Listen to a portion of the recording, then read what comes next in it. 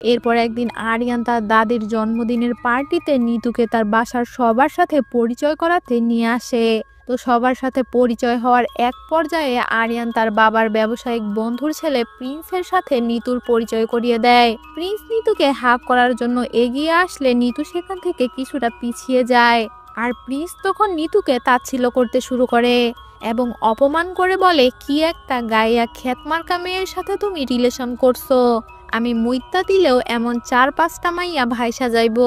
নিতুকে অপমান করায় আরিয়ান প্রিন্সের কলার ধরে এবং বলে, আজকে তুই শুধুমাত্র আমার বাড়ির অতিথি দীক্ষা বাইচা গেলি, এই হিসাবটা তোর সাথে আমি পরে বুঝে নেব। কিন্তু আরিয়ান তো কাউকে ছেড়ে দেওয়ার পাত্র না। সে সুযোগ বুঝে প্রিন্সের পার্টিতে গিয়ে তার সমস্ত পার্টি ধ্বংস করে ফেলে। প্রিন্সকে মারধর করে তাকে নিচে ফেলে আরিয়ান প্রিন্সের মুখে হিসু করে দেয়। এত বড় অপমান প্রিন্স কোনোভাবেই সহ্য করতে পারে না এবং তার বাবা নাভেদ খানকে বলে, কিছু একটা ব্যবস্থা করো, ওই আরিয়ান মির্জাকে সাহায্য করার জন্য ভাইয়াকে দেশে নিয়ে আসো। নাভেদ খানের বড় ছেলের নাম ফারহান খান। সে খুবই বড় মাপের সন্ত্রাসী। একসাথে পুলিশ স্টেশনের সমস্ত পুলিশকে গুলি করে মেরে ফেলেছিল সে। এ নিয়ে হট্টগোল বেঁধে গেলে তার বাবা নাভেদ খান তাকে বিদেশে পাঠিয়ে দেয়। নাভেদ খান তার ছোট ছেলে প্রিন্সকে বলে, এই মুহূর্তে তোর ভাইয়াকে দেশে আনা সম্ভব নয়, কারণ আমি চাই না আদিপ মির্জার পরিবারের সাথে একটা নতুন করে ধ্বংসযজ্ঞ তৈরি হোক। তখন আরিয়ানের মামা এসে প্রিন্সের সাথে হাত মেলায় এবং বলে, যা হয়েছে ওই মেয়েটির জন্য হয়েছে, আমি ওই মেয়েটিকে মেরে ফেলার ব্যবস্থা করছি, তোমরা শুধু আরিয়ান মির্জা ও আদিপ মির্জাকে মারার ব্যবস্থা করো। এরপর ভাড়া করা গুন্ডা দিয়ে আরিয়ানের মামা নিতুকে গুলি করায়। খবর পেয়ে আরিয়ান দৌড়ে এসে নিতুকে হসপিটালে ভর্তি করে এবং সিসিটিভি ফুটেজ চেক করে দেখে 2টা গুন্ডা বাইকে করে এসে নিতুকে গুলি করে চলে যায়। আর এরপরই গুন্ডাগুলোর সাথে বোঝাপড়া করার জন্য বেরিয়ে পড়ে। গুন্ডাগুলো স্বীকার করে যে এর পেছনে আরিয়ানের মামার হাত রয়েছে। আরিয়ান সেই গুন্ডাগুলোকে কচু কাটার মতো করে জবাই করে দেয় এবং তাদের একজনের মোবাইল থেকে মেসেজ করে কৌশলে তার মামাকে সেখানে ডাকে। মামা এসে পৌঁছালে আরিয়ান তাকে বলে, এতদিন তুমি আমার বাবার বিজনেসের টাকা সরিয়ে সরিয়ে বিদেশে টাকার পাহাড় করেছো, তাতে আমি তোমারে কিচ্ছু বলি নাই, কিন্তু এখন তুমি আমার কলিজায় আঘাত করছো। এই কথা বলে সে তার মামাকে এক কোপ দিয়ে 2 ভাগ করে ফেলে। মোট কথা, আরিয়ান নিতুকে এতটা বেশি পরিমাণে ভালোবাসে যে নিতুকে কেউ যদি ফুলের টোকাও দেয় তাকেও সে জানে মেরে ফেলতে পারে।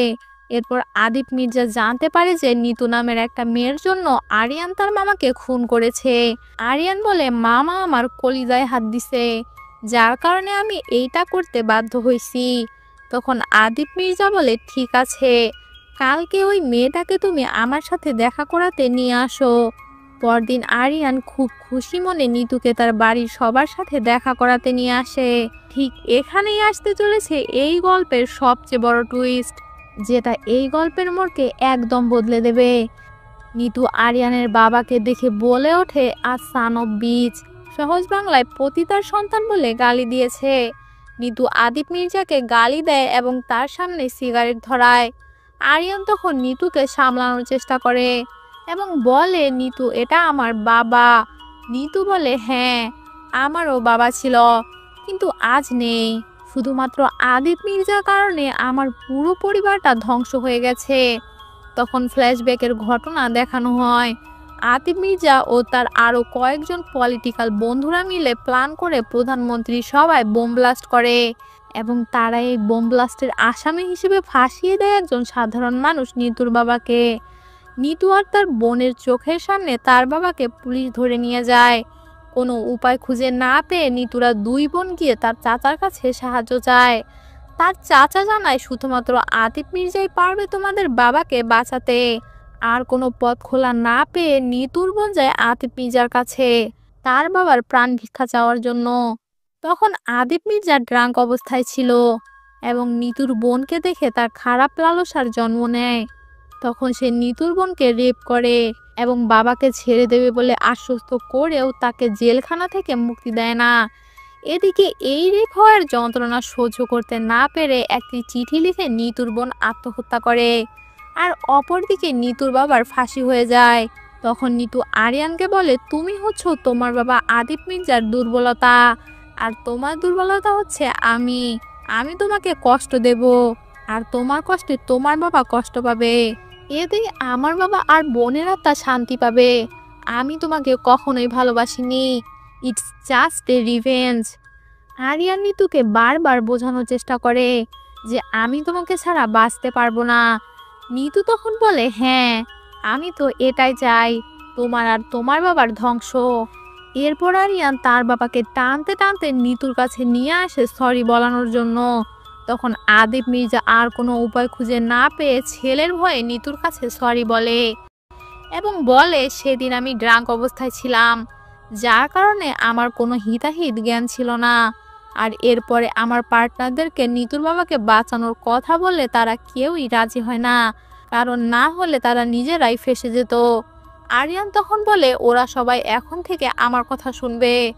জিল্লুকে বলে ওদের সবগুলোকে এক জায়গায় করার ব্যবস্থা করো। তো আদিব মির্জার প্রোগ্রামের কথা শুনে সেদিনকার বোমা হামলার সাথে জড়িত সকল পার্টনাররা হাজির হয়। আর তখনই আরিয়ান খেলে আসল গেম। আরিয়ান জিল্লুকে বলে গেট বন্ধ কর, আর তাদের সবাইকে একসাথে করে শক্তিশালী এক অস্ত্র দিয়ে গুলি করতে করতে প্রত্যেকটা মানুষকে মেরে সুইমিং পুলে ভাসিয়ে দেয়। জিল্লু, গেট বন্ধ কর। আর এইসব নেতাকর্মীদের মধ্যে মারা যায় প্রিন্সের বাবা নাভিদ খান। প্রথমে অপমান, তারপর আবার তার বাবার মৃত্যু। এই প্রতিশোধের যন্ত্রণা সহ্য করতে না পেয়ে প্রিন্স তার বড় ভাই ফারহানকে দেশে আসতে বলে। এরপর সবাইকে মেরে শেষ করে আরিয়ান যায় নিতুর কাছে। কিন্তু নিতু বলে, তুমি কি ভেবেছো সবাইকে মারলে আমি তোমাকে মাফ করে দেব? কখনোই না। তখন আরিয়ান বলে, আরে তুই কি আমায় ছাড়া দিবি? আমি তোকে ছাড়া দিলাম, তোরে ভালোবাসতে লাগছে 1 সেকেন্ড, আর তোরে ছাড়তে লাগবে না আমার ন্যানো সেকেন্ড। তখন নিতু দৌড়ে এসে পিছন থেকে আরিয়ানকে জড়িয়ে ধরে এবং বলে, আমার ভুল হয়েছে, আমি তোমাকে ওরকম ভাবে কষ্ট দিতে চাইনি। তখন আরিয়ানও নিতুর উপর ইমোশনাল হয়ে পড়ে। এই দেখে নিতু জোরে জোরে হাসতে থাকে এবং বলে, কি 1 সেকেন্ডেই পটে গেলে আমার অভিনয়ে? সাথে আরো উল্টাপাল্টা কথা বলতে থাকলে আরিয়ান নিতুকে ঠাস করে একটা চড় দিয়ে বলে, প্রতিশোধ যখন নিবি তাহলে 2টা কবর খুঁড়ে রাখিস, একটা তোর একটা আমার। এই বলে সে সেখান থেকে চলে যায়। আর ওইদিকে ফারহান খান দেশে ফিরে আসে। এসেই তার বাবার হত্যাকারী আরিয়ান মির্জা ও নিতুকে খোঁজা শুরু করে। এরপর বাসায় এসে আবার নতুন করে নেশা শুরু করে আরিয়ান। নেশার অতিরিক্ত ডোজ নিতে নিতে 2 দিন অজ্ঞান হয়ে পড়ে বিছানায় পড়ে থাকে। তখন জিল্লু বলে, আপনি 2 দিন ধরে কিচ্ছু খাননি, কার জন্য মরতে বসেছেন? যে আপনাকে ভালোই বাসে না, তার জন্য। তখন আরিয়ান বলে, যদি আমি না বাঁচি তাহলে ওরেও বাঁচতে দিব না। এই বলে গাড়ি নিয়ে আরিয়ান তখনই বেরিয়ে যায়। ফারহানের লোকেরা আগে থেকেই টোপ পেতে রেডি হয়েছিল।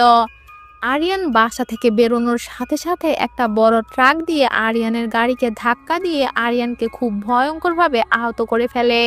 তখনই আরিয়ানকে হসপিটালে ভর্তি করানো হয় এবং অপারেশন সাকসেসফুল হলে ডাক্তার আরিয়ানের বাবাকে জানায় সুস্থ হতে অনেকটা সময় লাগবে এবং চেহারা কিছুটা বিকৃত হয়ে যেতে পারে। কয়েক মাস পর আরিয়ান তার ব্যান্ডেজ খুলে ফেললে তার এই ভয়ঙ্কর চেহারা দেখে তার বাবা কান্না করে ওঠে। আর এদিকে এতদিন নিতুকে খুঁজে পাওয়া যাচ্ছিল না। হঠাৎ করেই ফারহানের লোকজন নিতুকে খুঁজে পায় এবং তাকে তুলে নিয়ে যায়। নিতুকে দেখেই ফারহানের ভালো লেগে যায় এবং সে বলে, ওকে তো মারা যাবে না, ওকে আমি বিয়ে করব। এই কে কোথায় আছিস, বিয়ের ব্যবস্থা কর। তখন আরিয়ানের কাছে এই খবর এসে পৌঁছায়, আজ নিতুর বিয়ে হচ্ছে। তখন সে তার সমস্ত রাগ এবং শক্তি নিয়ে হেলিকপ্টারে করে নিতুর বিয়ের উদ্দেশ্যে রওনা হয়। যেই সিনটা আমরা গল্পের একদম প্রথমে দেখেছিলাম। নিতু ফারহানকে কবুল বলার আগে আরিয়ান তার হেলিকপ্টার এবং দলবল নিয়ে নিতুর বিয়ের আসরে উপস্থিত হয় এবং তখনই আরিয়ান শুরু করে ধ্বংসযজ্ঞ। একের পর এক মানুষকে নৃশংসভাবে মারতে থাকে, একে একে সবাইকে মেরে এরপর প্রিন্সকে মারে। আর এরপর আসে ফারহানের পালা। তবে ফারহানকে মারাটা সেরা ছিল, মানে সেরা সেরা। ফারহান যেন আরিয়ানের সামনে দাঁড়াতেই পারে না। ফারহানকে মেরে আরিয়ান জিল্লুকে বলে, জিল্লু মাল দে। আর ফারহানের গায়ে মদ ঢেলে তাকে আগুনে জ্বালিয়ে দেয় এবং সেই আগুন থেকেই সিগারেট ধরিয়ে খায় আরিয়ান মির্জা। এরপর আসে নিতুর পালা। নিতু দৌড়ে আসতে চায় আরিয়ানকে জড়িয়ে ধরার জন্য, কিন্তু আরিয়ান তার আগেই তার পেটের মধ্যে গুলি করে দেয়। আরিয়ান তখন বলে, আমি জীবনে কোনোদিন কোনো মেয়ের প্রেমে পড়ি নাই, কিন্তু তোর প্রেমে পড়ছিলাম। আমি কোনোদিন কোনো মেয়ের মায়ায় পড়ি নাই, সারা তোর মায়ায় পড়ছি। আমি কোনোদিন কোনো মেয়েরে নিয়ে স্বপ্ন দেখি নাই, কিন্তু তোরে নিয়ে অনেক স্বপ্ন দেখছি। আর তুমি আমার সেই স্বপ্নরে ভাইঙা চুরা বরবাদ কইরা দিলা। আরেকজনের সাথে সুখে সংসার করবি, আর আমি তোরে বাঁচায় রাখবো ভাবছিস? এই বলে ধাক্কা দিয়ে আরও গুলি করে আরিয়ান। নিতু তখন বলে, যা করেছো ভালোই করেছো। তোমার সাথে মিথ্যা প্রেমের অভিনয়টা করতে করতে কখন যেন তোমাকে সত্যিকারে ভালোবেসে ফেলেছিলাম। অনেক ভালোবাসি তোমায়, কিন্তু নিজের বাবা আর বোনের হত্যাকারীর ছেলের সাথে সংসার করলে তাদের সাথে বেইমানি করা হয়ে যেত। এ জন্মে না হোক পরের জন্মে আমি তোমার জন্য অপেক্ষা করব। আমায় একবার জড়িয়ে ধরবে? আরিয়ান নিতুকে জড়িয়ে ধরে, আর আরিয়ান চিৎকার করে বলে, জিল্লু হেলিকপ্টার খবর দে। আরিয়ান নিতুকে কোলে তুলে হাসপাতালে নিয়ে যাবে ভেবে দাঁড়ায়, কিন্তু নিতুর সময় শেষ। নিতু আরিয়ানের কোলেই মারা যায়, আর আরিয়ান একদম ভেতর থেকে একটা জীবন্ত লাশ হয়ে যায়। এরপর আরিয়ান নিজে থেকে পুলিশের কাছে স্যারেন্ডার করে, কারণ তার বেঁচে থাকার মতো আর কোনো কারণই তো অবশিষ্ট নেই। তো কোর্টে পক্ষের এবং বিপক্ষের উকিল দুজনের মধ্যে তর্কাতর্কি সৃষ্টি হলে আরিয়ান বলে, আমি নিজ হাতে আমার নিতুকে মাইরা ফেলছি, আমারে আপনারা ফাঁসি দেন। আরিয়ান নিজের মুখে সমস্ত অপরাধ স্বীকার করায় এবং তার সমস্ত সাক্ষ্য প্রমাণের ভিত্তিতে আদিব মির্জা এবার আর তার ছেলেকে বাঁচাতে পারল না। আরিয়ান মির্জার উপর ৩০২ ধারা মোতাবেক ফাঁসির নির্দেশ কার্যকর হয়। ভোর 4:30টার সময় আরিয়ানের ফাঁসি হয়। ঘড়ি ধরে ঠিক সে সময় আদিব মির্জা তার মাথায় শুট করে আত্মহত্যা করে। আর এখানেই শেষ হয়ে যায় বরবাদ মুভিটি। আসলে বরবাদ একটা দুর্দান্ত সিনেমা, যেটা দেখলে আপনার মনেই হবে না যে আপনার সময় নষ্ট হয়েছে। তো গল্পটা ভালো লেগে থাকলে অবশ্যই লাইক করে দিও ও চ্যানেলটাকে সাবস্ক্রাইব করে বেল আইকন অল করে দিও, যাতে পরবর্তী গল্পের নোটিফিকেশন পৌঁছে যায় তোমার কাছে। আর সবার কাছে একটি করে কমেন্ট চাচ্ছি, তোমাদের একটি কমেন্ট আমাদের নতুন ভিডিও বানাতে অনুপ্রেরণা জাগায়।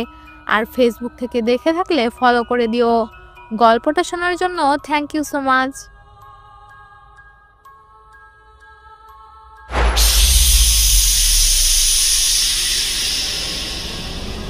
Silence.